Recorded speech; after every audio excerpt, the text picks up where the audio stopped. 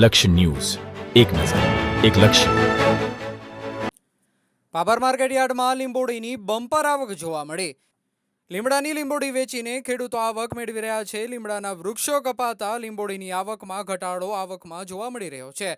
રાજસ્થાન, હરિયાણા, પંજાબના વેપારીઓ ખરીદી કરવા માટે આવે છે.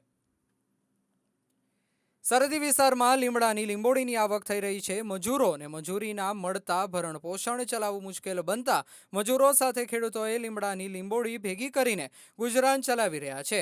વેચાણ માટે ભાભર માર્કેટ યાર્ડમાં લીંબોડીની બમ્પર આવક થઈ રહી છે. બનાસકાંઠાના સરહદી વિસ્તારના ભાભર માર્કેટ યાર્ડમાં લીમડાના વૃક્ષોની લીંબોડીની મોટી આવક જોવા મળી રહી છે. ત્યારે સરહદી વિસ્તારમાં રહેતા લોકોને હાલ કોઈ મજૂરી કે ધંધો રોજગાર ના હોવાથી પરિવારના નાના મોટા તમામ સભ્યો ભેગા થઈને લીંબોડી ભેગી કરીને આવક મેળવી રહ્યા છે. લીંબોડીમાંથી બનતી નીમનું તેલ અને ફર્ટિલાઇઝર કંપનીઓમાં ઔષધી વસ્તુઓમાં ઉપયોગ થાય છે. આ લીંબોડીની આવક જેઠ માસમાં પુષ્કળ આવક થાય છે. લીંબોડીનું વેચાણ કેન્દ્રમાં ભાભર માર્કેટયાર્ડ પ્રથમ ક્રમાંક હાંસલ કરાવ્યો છે.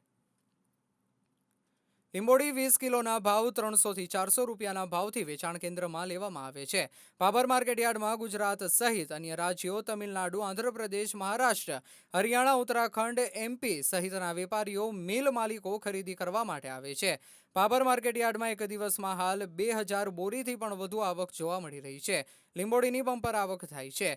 હાલ તો ખેડૂતો સાથે ખેત મજૂરી કરતા મધ્યમ વર્ગના લોકોની બીજી કોઈ આવક ના હોવાથી લીંબોડી આશીર્વાદ રૂપ સાબિત થઈ રહી છે. પરંતુ લીલા લીમડાના વૃક્ષોની કટિંગ થતા દર વર્ષ કરતા 50% આવકમાં ઘટાડો જોવા મળ્યો છે. ભાભર માર્કેટ યાર્ડના લીંબોડીના વેપારીઓએ જણાવ્યું હતું કે ભાભરમાં લીંબોડીની સારી આવક છે. ગુજરાતમાં મોટામાં મોટું લીંબોડી ખરીદી માટેનું માર્કેટ હોય તો એ ભાભર છે. ભાભરના વેપારીઓ પાસેથી અન્ય રાજ્યના વેપારીઓ લીંબોડી લઈ જાય છે. ગુજરાત સરકાર જો ગુજરાતમાં લીંબોડીથી બનતી પ્રોડક્ટના ઉદ્યોગો સ્થાપવામાં આવે તો ખેડૂતોને હજુ પણ લીંબોડીના વધુ ભાવ મળી શકે તેમ છે. રિપોર્ટર ગોપાલ કે પૂજારા, ભાભર. ઓકે, આજે ભાભરની અંદર લીંબોડીની આવક શરૂઆત થઈ છે. અહીંયા અત્યારે આજે 100 ટન જેવો માલ ભાભરમાં આવ્યો છે. આ સાલ ભાવ છે 350 થી 400ના ભાવ છે. અહીંયા ગઈ સાલથી માલ 50% માલ આવશે. એનું કારણ છે કે આ સાલ વૃક્ષો બહુ વધારે કપાય છે, એટલે એના કારણે માલની આવક ઘટી ગઈ છે. એટલે મારી તો વિનંતી છે ખેડૂતોને કે વૃક્ષો ના કાપવા જોઈએ અને લીમડાની અંદર આ લીંબોડીને એક રોજગાર લોકોને મળી રહેશે. એટલે આની પાછળ સરકારને બી જાણ કરું છું કે ઝાડ વૃક્ષ વાવવાનું ખેડૂતોને જે સબસિડી હાલે છે એ બંધ કરાવો.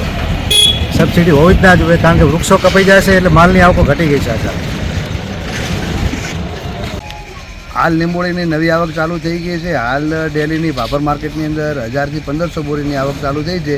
જેમ જેમ દિવસ વધશે એમ આવક પણ વધશે અને ભાવ અત્યારે ખેડૂતોને સારા 400 થી 450 જેવા ભાવ મળી રહ્યા છે.